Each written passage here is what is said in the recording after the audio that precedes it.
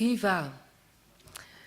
In Portugal, you can say hello, which is hola, and you can say viva, which is life, and all good things to you. So viva to all of you, and a very warm welcome in Lisbon. Welcome to the Gulbenkian Foundation, and welcome to the Conference on Evolutionary Patterns.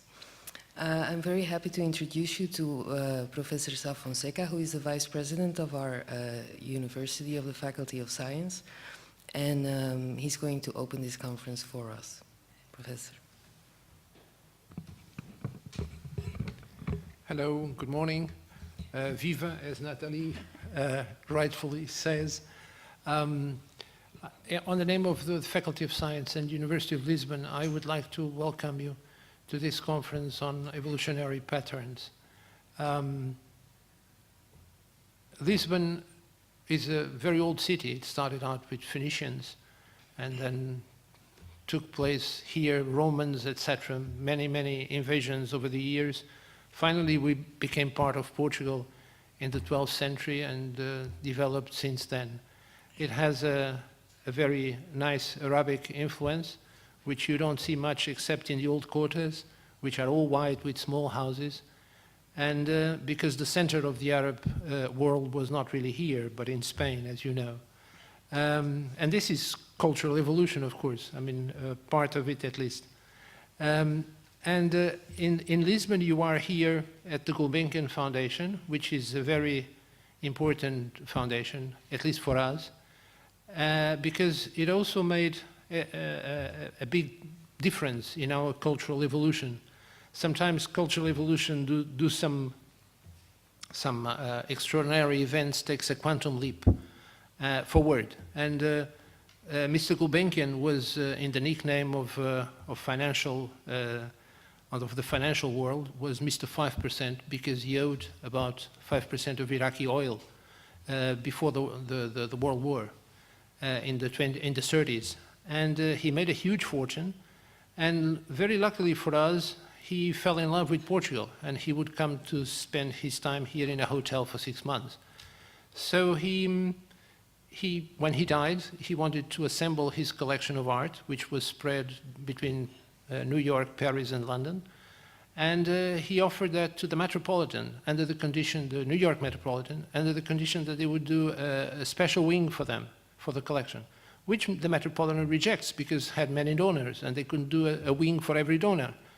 So he decided, well, since I love Portugal, I'll make the foundation in Portugal. So the 5% of Iraqi oil came to Portugal.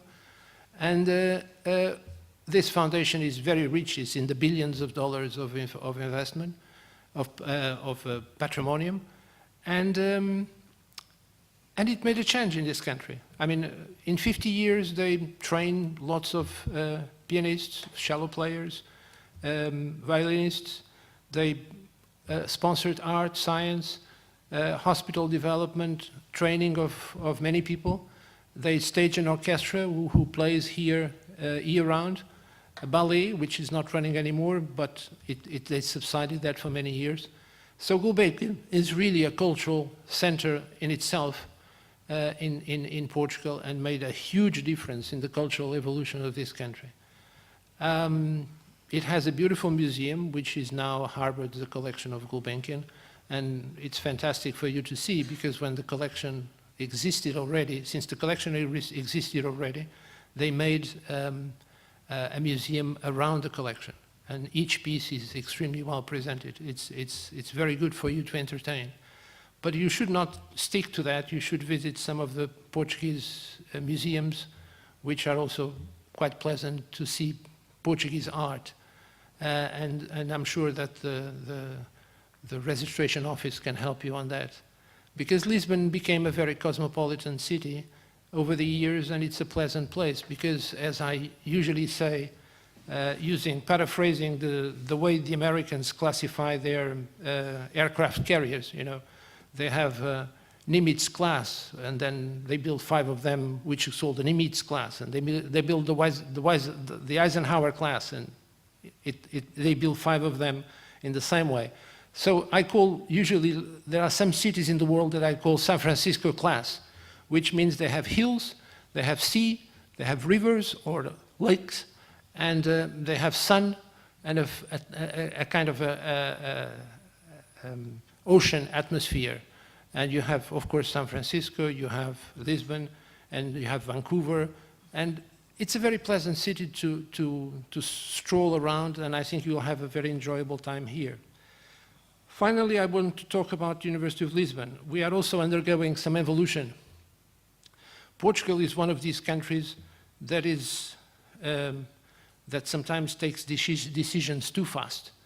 And for some wrong reason, we created about 12 universities in this country, public universities, about 14 polytechnical schools, and about 10 or 12 private universities. So for 10 million people, that's too much.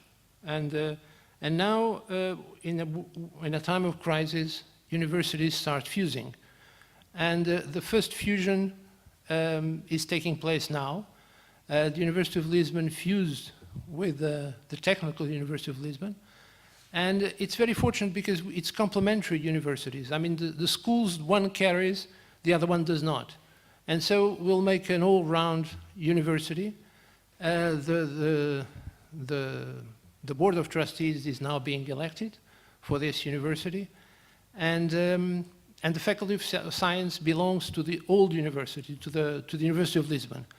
The Technical University of Lisbon will join, and we'll have a huge campus spread around Lisbon in many areas. And of course, the faculty is the one that is very close to here, and it's the one that comes from an old tradition of the Polytechnical School that was started out in the 18th century. But aside from that, the University of Lisbon will now become a very big university, something like 50,000 students, a faculty of over 1,000, and I think even close to 2,000 faculty members, and staff members of the same order of magnitude. And we hope this way that we can become more efficient, be able to diversify the number of courses that we can make. And in that sense, what we'll have here at this conference, which is a very interdisciplinary endeavor, it fits in this process of opening up our university and becoming more eclectic and more broad in its own areas of research, and both in the areas of science and technology, but also in the areas of arts, letters, law, psychology, etc. So I will end this by wishing a lot of success and many discussions in your 3-day workshop, and enjoy your time and have a fruitful presence in this hall with stimulating ideas and very good discussions. Thank you for coming, and good luck.